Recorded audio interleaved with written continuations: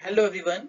तो आज हम डिराइव करने वाले हैं expressions for temperature distribution in case of lumped parametric analysis. हम लास्ट लेक्चर में ट्रांजिट हीट कंडक्शन क्या होता है और लम्प्ड पैरामेट्रिक एनालिसिस क्या होता है उसको डिस्कस कर चुके हैं।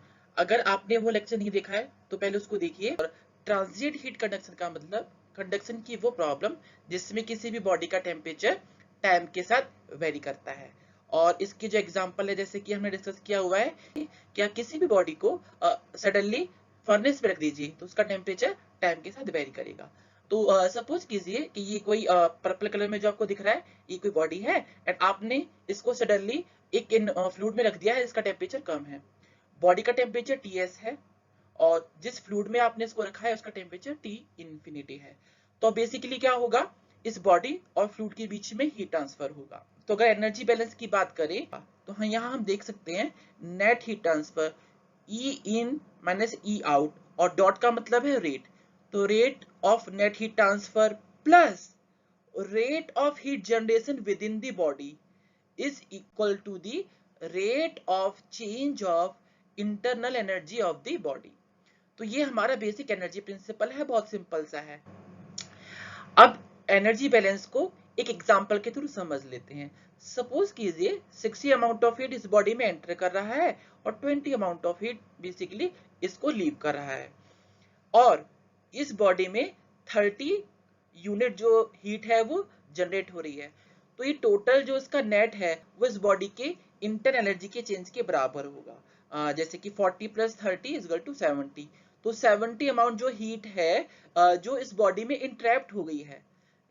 60 एंटर किया, 20 लीव किया और 30 इसमें जनरेट हो गई। तो 40 हीट कहाँ गया, वो इसने एब्जॉर्ब किया बॉडी ने।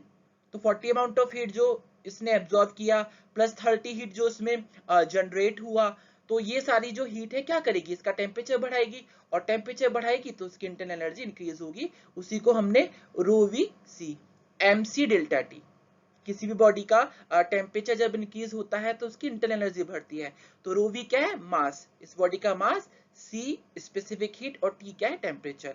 तो सी क्या होता है, स्पेसिफिक हीट। और स्पेसिफिक हीट होता क्या है, स्पेसिफिक हीट होती है किसी भी बॉडी के यूनिट मास का टेम्परेचर यूनिट डिग्री बढ़ाने के लिए जो हीट रिक्वायर्ड होती है। एमसीपी डेल्टा टी क्या हो जाएगा, तो इस बॉडी की इंटरनल एनर्जी में increase with respect to time, del upon del t with respect to time.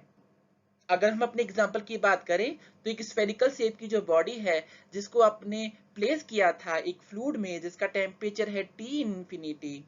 तो अगर हम एनर्जी इंटरेक्शन की बात करें तो आपकी बॉडी का टेम्परेचर हमने माना है T S is greater than T infinity.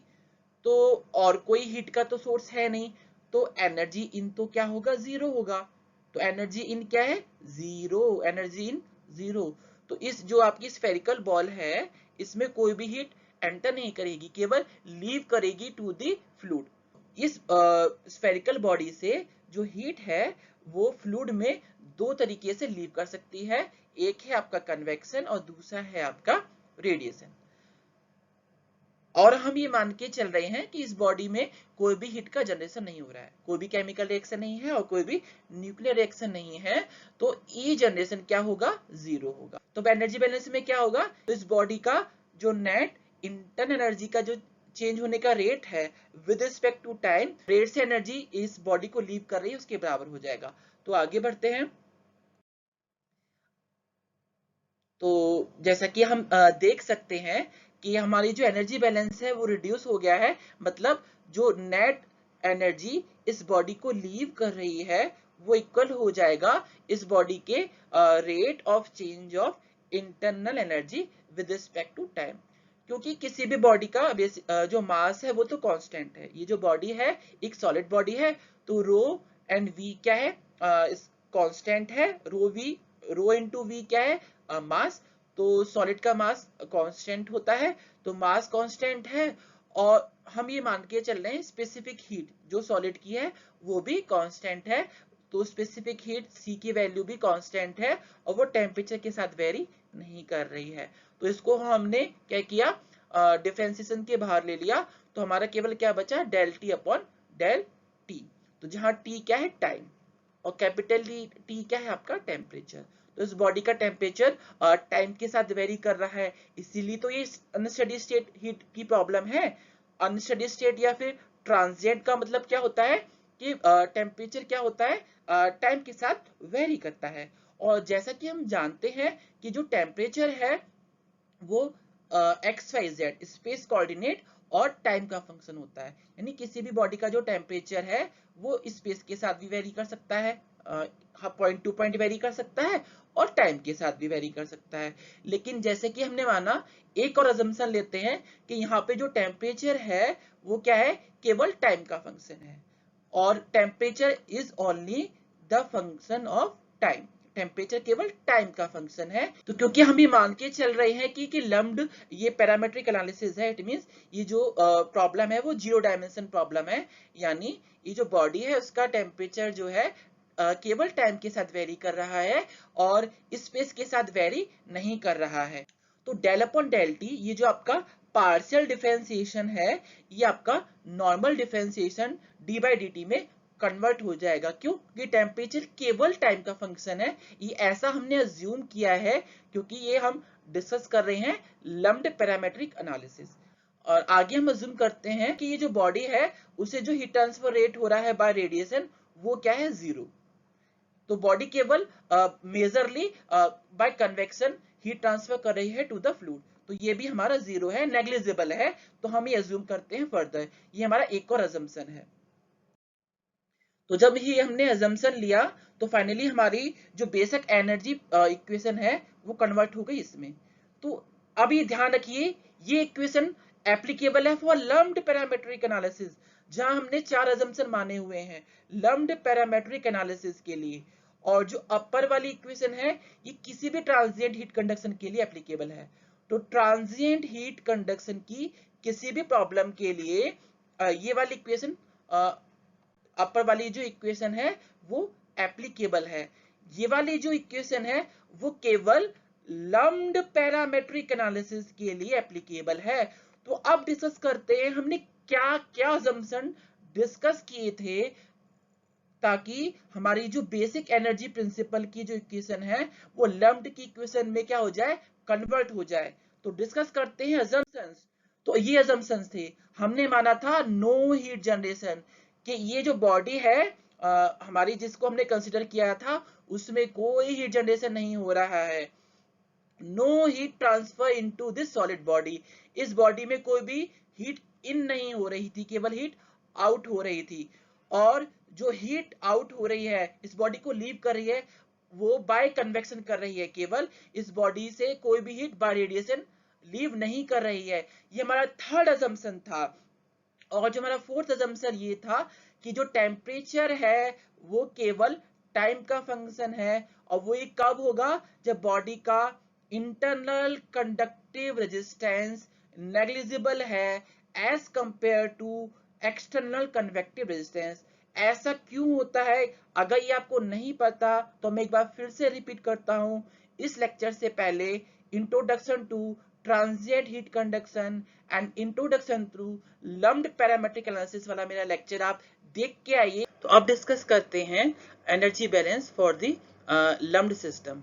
तो जैसे कि अब हमारी जो एनर्जी इक्वेशन है वो रिड्यूस हो चुकी है इस इक्वेशन में, और ये इक्वेशन क्या शो कर रही है बेसिकली, तो ये इक्वेशन शो कर रही है कि जो बॉडी से इस बॉडी से जो भी हीट बाय कन्वेक्शन जा रही है फ्लूइड में वो इक्वल होगी इस बॉडी के इंटरनल एनर्जी के डिक्रीज के बराबर।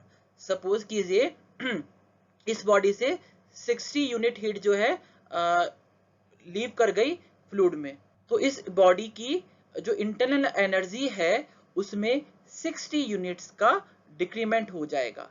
तो यही हमको बता रही है this energy equation for the lumped system. तो बहुत सिंपल है, 60 यूनिट्स बॉडी को लीव कर रहे हैं और 60 यूनिट्स इस बॉडी की इंटरनल एनर्जी में डिक्रीमेंट हो रहा है। तो टी माइनस टी इन्फिनिटी को थीटा अज्यूम करते हैं।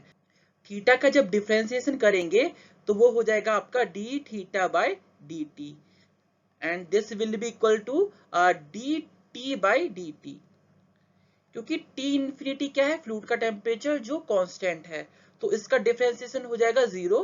तो केवल D theta by D T equal हो जाएगा D T by D T. तो अपर वाली जो इक्वेशन है इसमें t माइनस टी इन्फिनिटी की जगह थीटा पुट करते हैं और डी टी की जगह डी थीटा पुट करते हैं और इस इक्वेशन को सॉल्व करते हैं। तो सिंप्लीफाई करने के लिए डी टी की जगह D theta, T minus T infinity की जगह थीटा, और एच ए आपका है ही है, और रो सी वी दिस साइड आ जाएगा तो ये आपका डिनोमिनेटर में हो जाएगा, और dt आपका है ही, dt यहाँ से आपका इस साइड जाएगा तो dt हो जाएगा। अब इसका इंटीग्रेशन करते हैं तो 1 बाई थीटा का इंटीग्रेशन हो जाएगा log थीटा, तो ln थीटा, एंड dt का जो इंटीग्रेशन होगा वो होगा t और ln c1। तो आपका ये क्या है, कांस्टेंट ऑफ इंटीग्रेशन, क्योंकि आपका लेफ्ट हैंड साइड में जो टर्म है वो log के टर्म है, तो हमने कांस्टेंट को भी log के टर्म में निकाला है, तो हमने कांस्टेंट को भी log के टर्म में लिया है। अब हमको निकालना है इस कांस्टेंट की वैल्यू, तो कैसे निकालेंगे, तो बाय यूजिंग बाउंड्री कंडीशन। तो हमारी जो बाउंड्री कंडीशन है वो है at t is equal to 0, capital T is equal to ti। जैसे कि हमको पता है स्मॉल t क्या है, टाइम है, और कैपिटल T क्या है, इस बॉडी का टेम्परेचर।